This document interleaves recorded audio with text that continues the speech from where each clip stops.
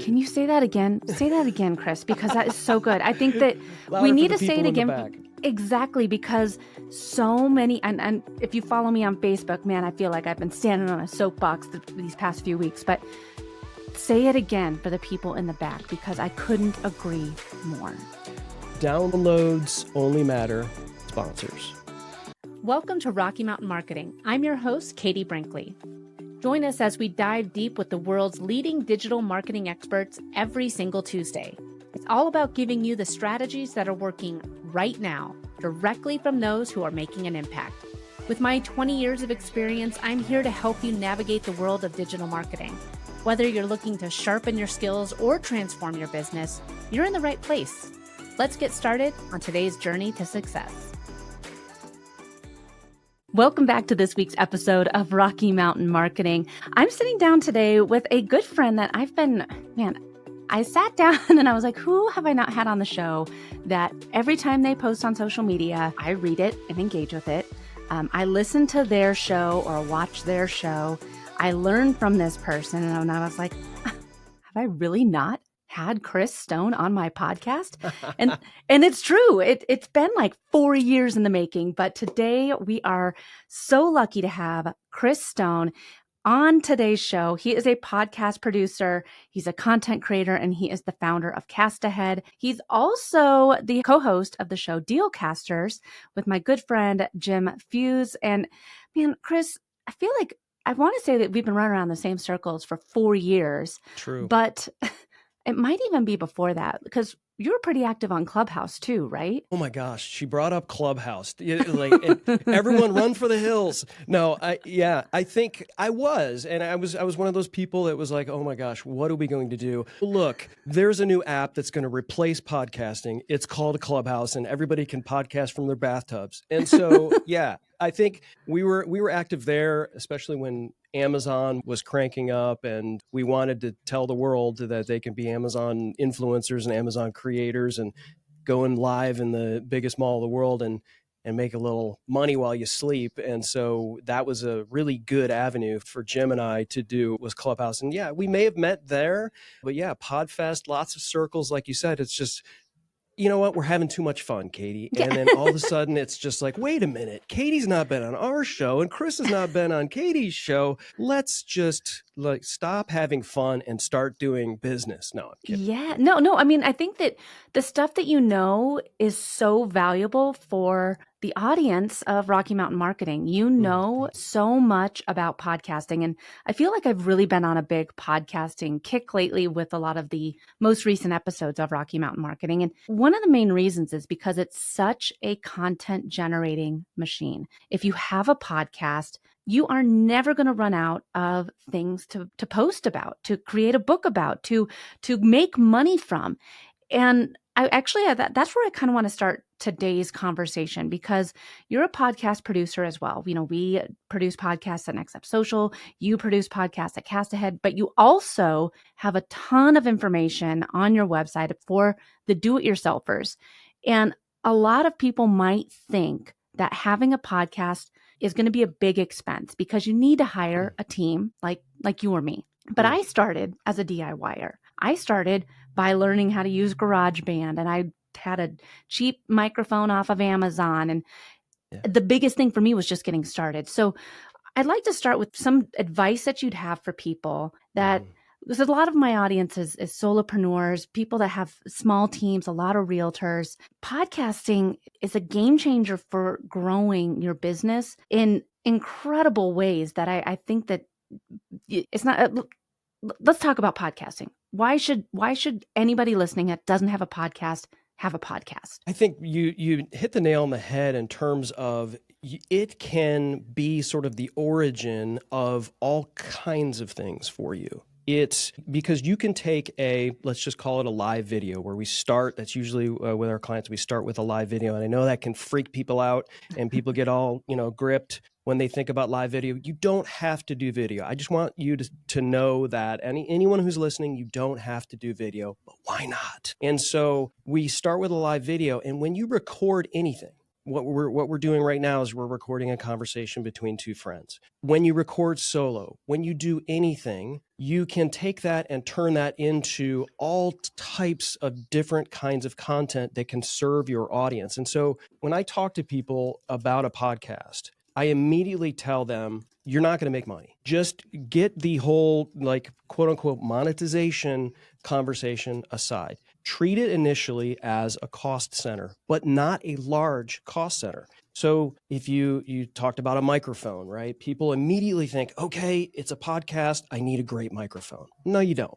You just need something to where people can hear you clearly. That's it. And so a lot of things you could do is stuff that you've already got, maybe a phone in your pocket, maybe a webcam, maybe a computer in front of you. That's okay. I don't love it when people don't have a microphone separate from their computer, but if it keeps you from starting doing something, then use that. And just surround yourself with fluffy stuff in your room. Go into a room that is smaller, that doesn't have big, bright walls and glass and things like that, and start working on who you're serving. And that right there is where I tell everybody to start is don't worry yet about how much money it costs, where the file goes, if I need to be on Spotify, if I got to, all of these things, they'll come, right? We started, Katie, by flipping open a laptop, maybe, not even having headphones. All of these things, you just end up learning as you go because you don't walk into the gym shredded. You walk into the gym with stuff you need to do, and then you got to come back the next day and you got to learn a few more things, maybe put a little more weight on whatever you're doing.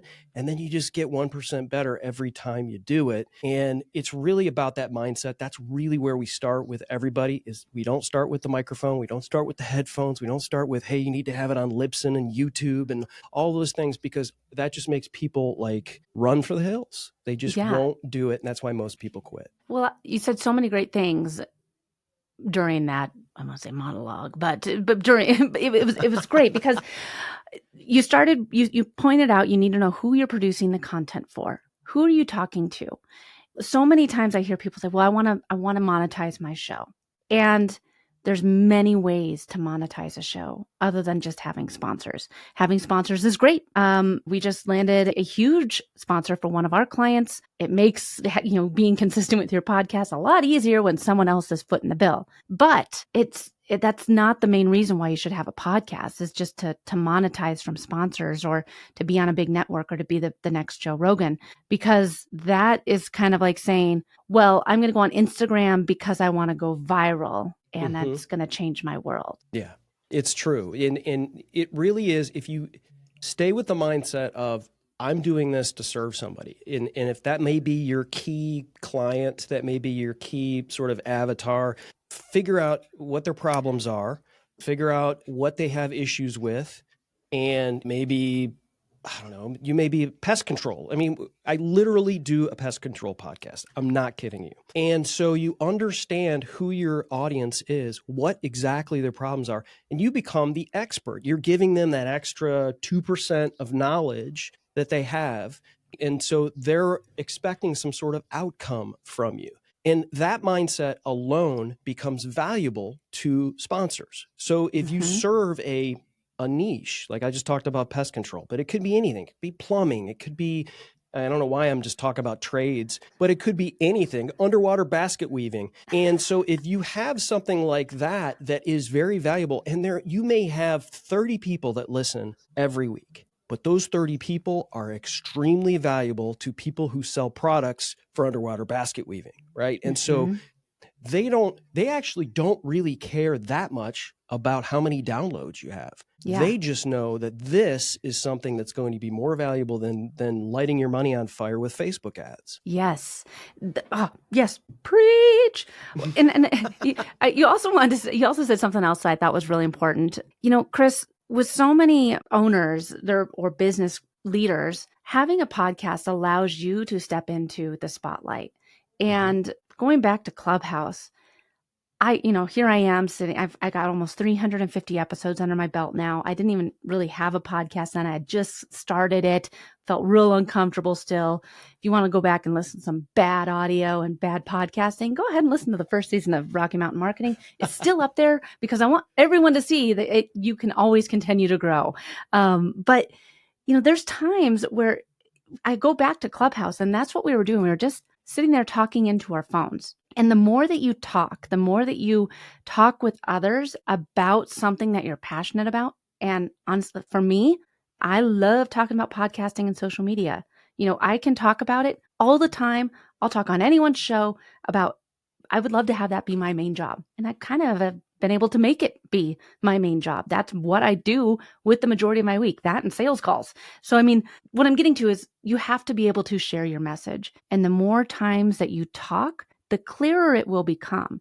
That's how I came up with the whole 4-post strategy, is because I was talking about it on all these different shows about not posting so much on social media. And then one host said, it's almost like it's like a whole system, like these 4 posts. And I was like, you're right, it is. And that's how I was able to write my book. So, if someone's sitting there saying like, well, you're talking about pest control, you're talking about, trades or basket weaving, whatever, there's a podcast out there already like that. How am I going to be different? What would you say to them? Such a great question. And a lot of the clients that I serve are sales trainers, Katie, and they are on stages internationally, and they get in front of companies and they talk about sales. And to a person will always tell you this. Always, most people have products and services, and they're pretty much the same. Like, whatever it is, whatever piece of software, they kind of all do the same thing. Only difference between the products and services that Katie has, products and services that I have, Katie, me. So if you're someone who's doing a podcast and you go, well, I wanted to do it on leadership, but throw a rock and you're going to hit a leadership podcast, right? It doesn't matter. You don't have to necessarily change everything just because somebody else has something, because you are you. You bring your own unique voice. You bring your own unique set of skills. Your voice is more attractive to certain people than other people who have a leadership podcast. There are no rules. So you can be call it your authentic self if you want. I know that's sort of a phrase that's overused. It's true. And so, yes, there are tons of leadership podcasts, but there are tons of leadership podcasts that are extremely popular. And there's millions of people that listen to podcasts. So get out there and get something. And, first podcast, not going to be good. You just talked about some bad audio quality or whatever, but you had something to say. And you continued the reps and reps, and you gained the community that you have. So you have that mindset of like, hey, I'm not going to do it because everybody else has the same thing.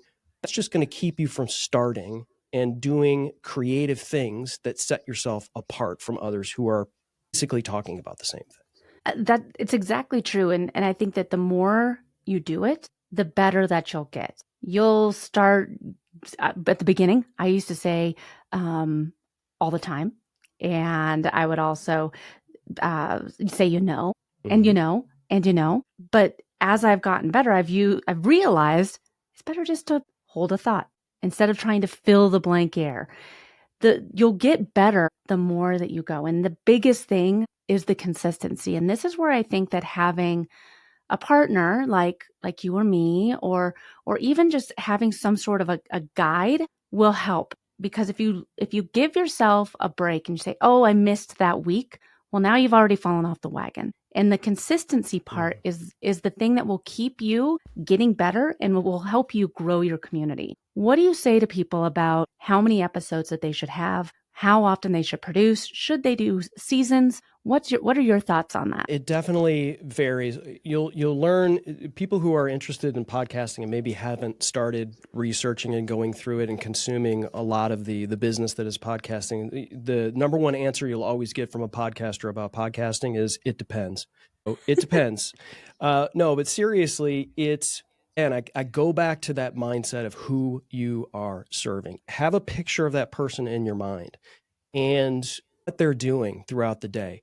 Don't assume that everybody that is that person is listening to every single show that you have, right? But if you have that vision of like, okay, maybe it's a mompreneur who maybe has kids and she's got to take them to school in the morning and she has a 12-minute commute. Like, I'm getting very, very niche, but like these are things you think about when you put yourself in the shoes of your ideal viewer, listener. You go, Is this person going to consume it while they're walking? Are they, like all of those things. And when you do that, then you start to go, okay, like my key audience is super, super busy. What am I doing an hour and a half interview, Chris Stone? I need to understand that I have to create content that serves the person that I'm trying to serve. It's a lot to ask someone to do that. Now, I consume a lot of content, but I have a rule, Katie. One of the 3 rules, I'm going to talk about my 3 rules. I realize I'm rambling here. First rule is I listen to music every day. And music is in my DNA. I grew up playing in bands.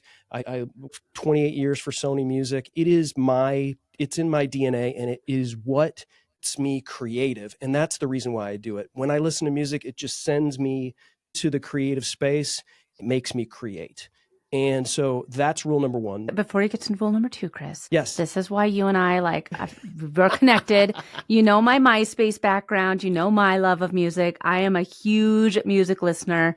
And Yes. really the only time, and you brought up a good point about knowing who it is that you're creating the content for. Right. And I say this often because I was producing weekly podcasts for Rocky Mountain Marketing. All of them were guest interviews.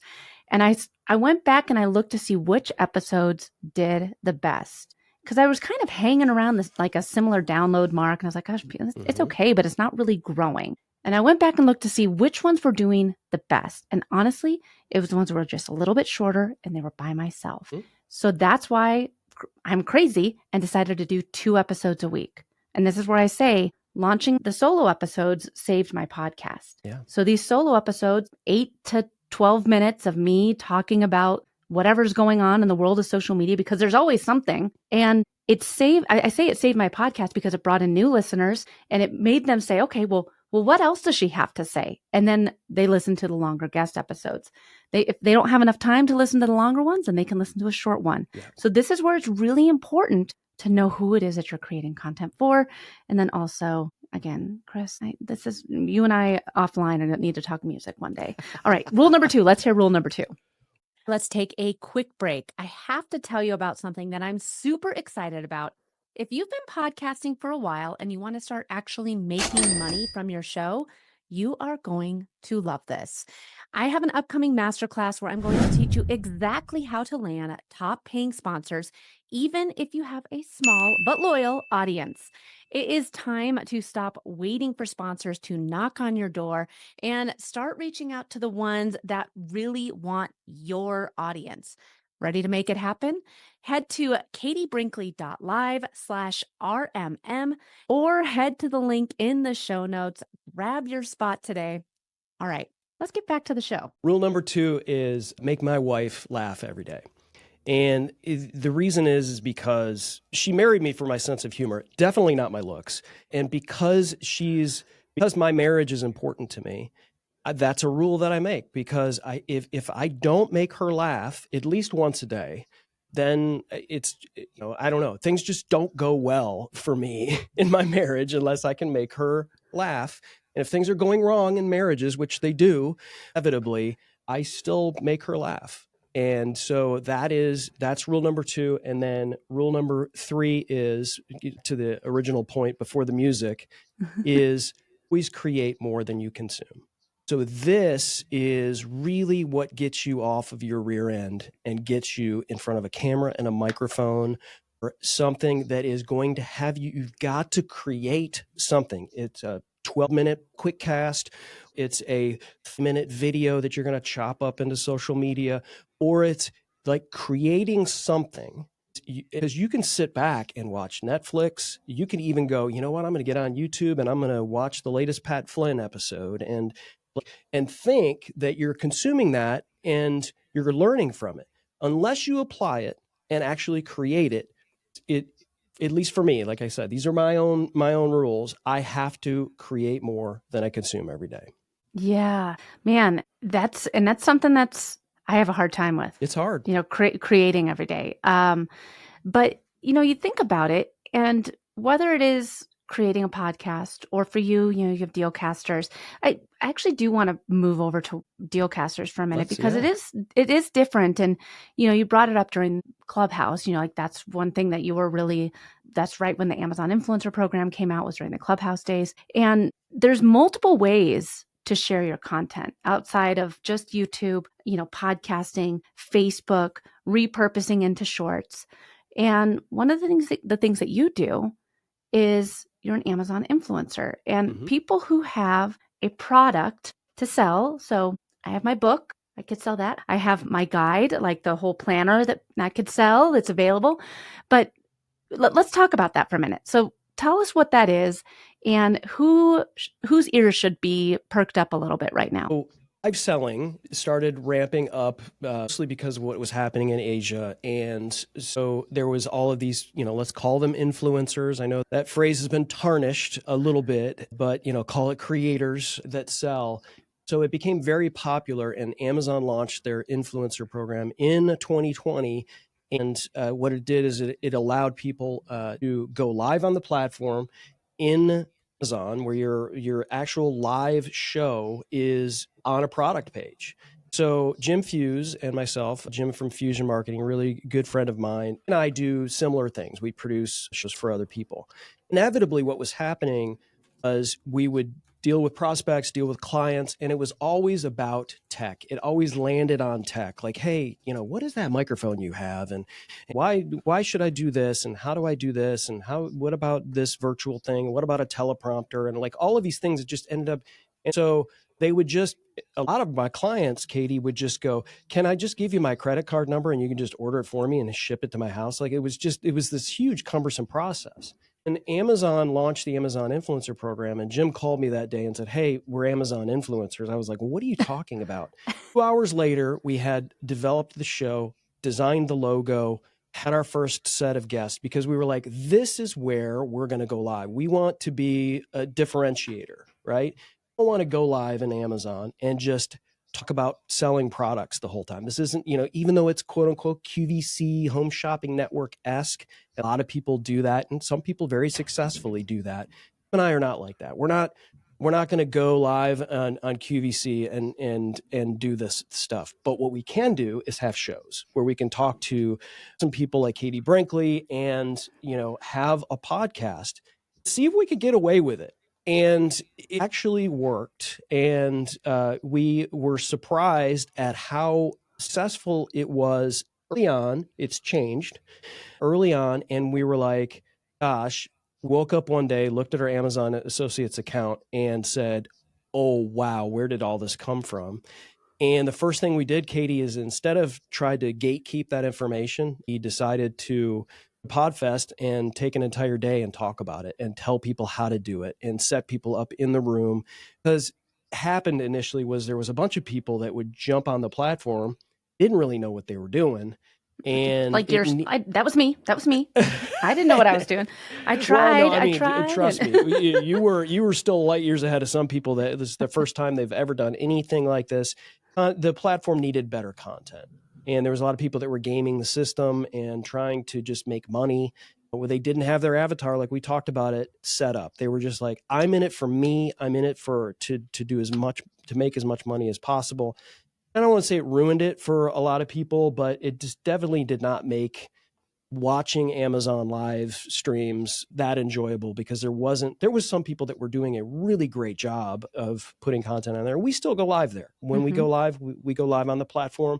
And, you make a little money from what happens. And generally, for the people that are hearing this for the first time, we're having a conversation with someone like Katie Brinkley. We have her book in the carousel on Amazon. We have her guides, her her microphone that she's speaking into, all of those things are there. And so when someone's shopping and they see this show and they're like, I don't know what mic Katie's got, but I want that mic because I want to be like her, and they'll buy it. And so, or they'll buy the book because she's talking about the book, and that's what we're interviewing. So really did it, Katie, because it was a way for us to demonstrate what we could do as remote producers in creating a show. Had no idea that it was going to make any money. And the reason why we continue to do it, even though we're not making nearly as much commission revenue from it, is because it was fun and still is fun. We love to do that show. Jim and I are very good friends. to hang out. We love to do creative things, talk to people like you, and have a show that happens to be on Amazon. And yeah, it's, you make a little commission revenue, but that's not why we got into it. We did it because we wanted to demonstrate our abilities as remote producers and to have fun. Chris, I love the fact that you guys go live because, there's been a couple hiccups in this podcast episode. When I started the episode, I spilled my coffee all over my desk and my keyboard. Then we had some like video things pop up. But that is something that happens, if it happens live, people don't, say, I'm pointing, people sit around and wait. They're like, don't worry about it. We're still here. Yep. People understand. And it really helps build the know, like, and trust factor. 100%. I think that podcasting is one of the best ways to really build trust with an audience. But if you're doing a live show, it grows even faster. And I'm sorry to cut you off there, but I will say this. And for those that are just freaking out when they hear that live video thing, Katie, and they think, I don't know if I'm ready to do that. I just want to record something on Riverside, or I just want to, maybe you don't see me yet, right? And I'm just recording audio or whatever. And they hear the live thing. I was there too. Okay. I am a perfectionist. I am a recovering perfectionist. We talked about it. I always say, and ramble at times and all of those things, right? To tell you this, gotten better. The only way that I could get to this point was go live, because that just pushed through the perfectionism. Going live, I'm doing this, we're going to go. And yes, first shows, awful. Absolute cringe. Go ahead, you can go to Dealcaster's YouTube channel. They're all up there. It's super cringy. And one of our first episodes was with Dave Jackson, a mutual friend. And he's been on the podcast show. coach. Yeah. And I was like, I go back and I watch and I listen to that and I'm like, oh God, I'm sure Dave was like, ooh, but whatever. First shows are going to be not good, but your second show is going to be better. Your third show is going to be better than your second, and so on and so on. You just got to go through perfectionism. If that's something that someone's struggling with, that video really, I don't want to say it killed it, because I still have the perfectionist thing going on a lot of stuff, especially on video that's recorded, but live video absolutely helps.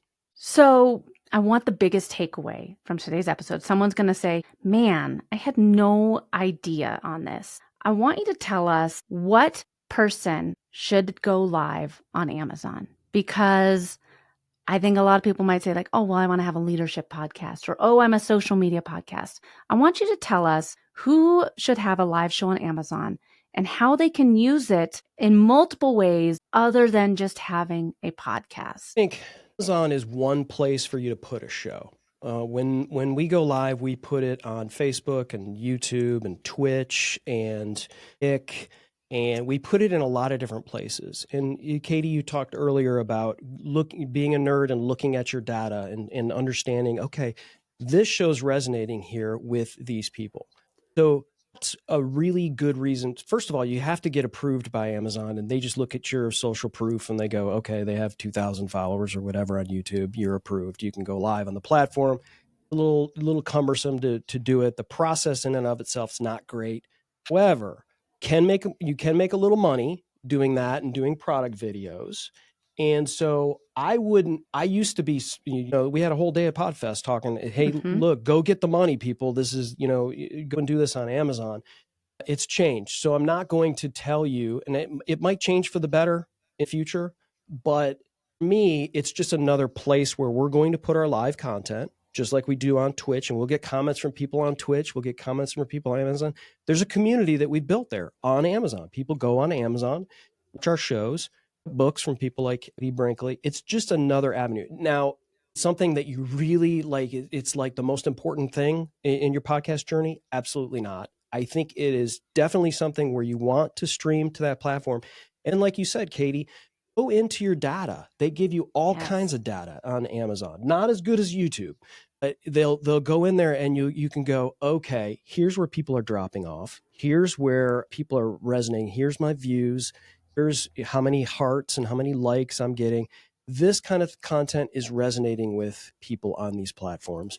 And so I'm going to kind of follow those clues. Success leaves clues. We all have influences, right? We all have people that we really love to listen to and to watch. You know, Conan O'Brien Needs a Friend is a podcast that I love to listen and to watch.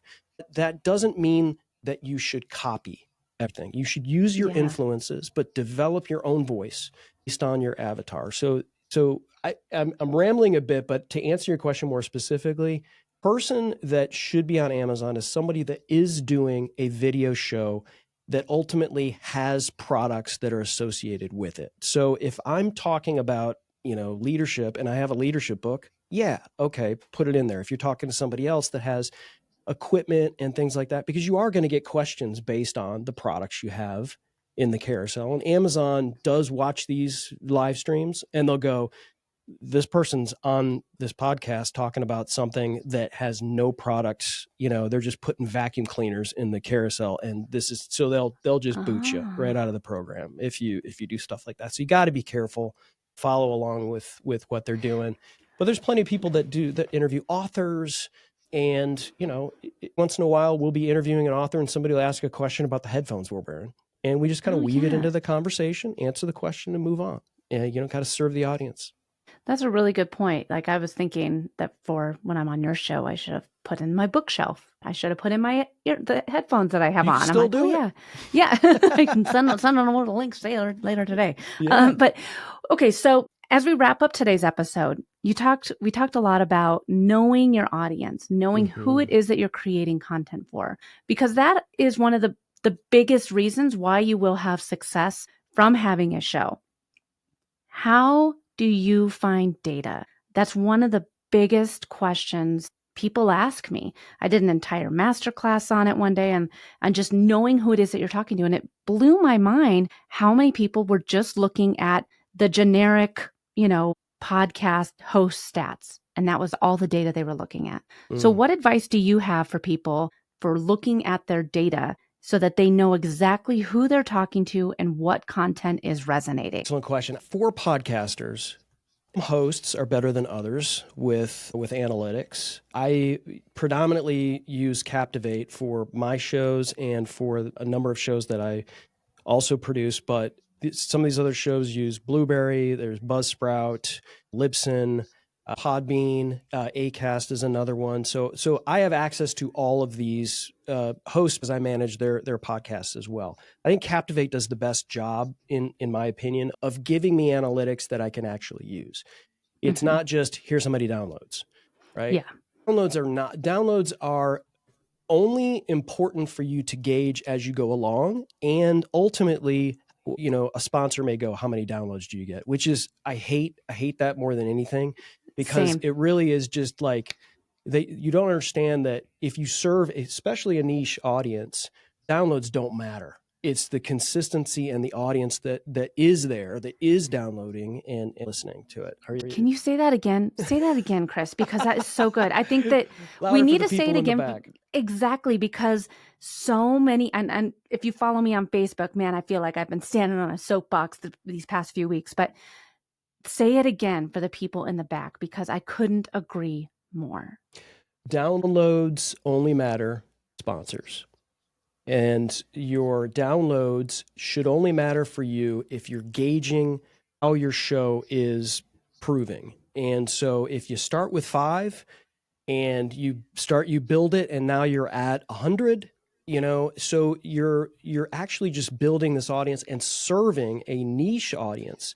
If a sponsor's like, hey, if you don't get 100,000 downloads a week on your podcast, we're not going to talk to you, are really short-sighted. They don't understand, like, this is a niche audience that is engaged. And so I would say, back to your original question, in terms of how you look at your data, downloads is just one thing. It's like views on Instagram Reels or views on TikTok, right? You just like, how many comments, how many engagements, how many reposts, how many shares. The share is the ultimate. It's like, there's no marketing that's any better than someone saying, love this video, I want you to watch it. I love this podcast, I want you to listen to it.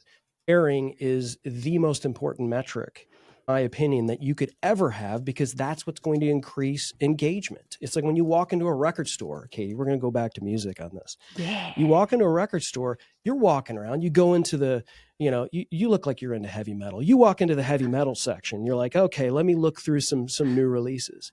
What happens if, some tattooed bro walks up with a Mayhem shirt on and goes, hey, have you heard the new Johnny and the Losers record? You're going to be like, Johnny and the Losers? Oh man, you got to hear this Johnny and the Losers record. Pulling you over, and you're listening to this because this person knows what they're talking about. And you're like, okay, may not like Johnny and the Losers, but my point is this, is that podcasting is out there in the world, right? But we're listening and people are sharing, and that is what's going to really resonate is the share more than anything. Yeah. I don't know how we started talking about Mayhem and Johnny and the Losers, but I don't know if Mike Johnny and the Losers is a real band or not, but that's I was going to say, it's a pretty lousy name. I mean, I don't know if they're setting themselves up for success. Shout out to Johnny. Yeah. Well, Chris, this has been such a great episode. I definitely would love to have you come back and talk about really growing your show, because there's so many different ways to grow it. But the first part is just getting started and having your audience for who you're creating for in mind, and just really understanding that it's only going to get better. You have to keep creating if you're going to get better and build your community. So Chris, people can check you out at castahead.net. Chris is very active over on LinkedIn. Tell us all the different ways that people can sign up to work with you, can learn from you, all the things, Chris. Castahead.net, and we've got a launch playbook for you there. All you got to do is give me your email address. I won't spam you. I do send out some stuff as a LinkedIn newsletter as well, and it really helps people a lot of the stuff we talked about is how to create, how to get through this mind junk that we have and create content and create more than you consume. Flip open your phone, do videos, some tactical ways for you to be able to create things easily so you get better, and one day you can be as awesome as Katie Brinkley. Katie, thank you so much for having me on your show. You're so awesome. Thanks so much for joining me, Chris. And check out Chris. He's a wealth of knowledge. See him speaking on stages all over. Listen to his podcast. Watch him on Amazon. Do all the things. Chris, thank you so much for joining me on Rocky Mountain Marketing. Thanks so much for listening to this week's episode of Rocky Mountain Marketing. I hope you're leaving with valuable insights and the inspiration to lead your market. If you've enjoyed our time together and found today's podcast episode useful, I have a small favor to ask of you. Please hit that subscribe button to stay updated with the latest episodes. And if you know someone who could benefit from these episodes, maybe a fellow business leader or an aspiring entrepreneur, go ahead and share this episode with them. Let's spread the knowledge and grow together. Also, I'd love to hear from you and continue the conversation beyond the podcast. Visit me at katiebrinkley.com to connect, to find more resources, or just to share your journey. And be sure to pick up your copy of my new book, The Social Shift, at katiebrinkley.com/book. Thanks again for tuning in. I'm Katie Brinkley, and I can't wait to dive into more strategies and stories with you on the next episode of Rocky Mountain Marketing. Let's keep on taking your marketing to new heights.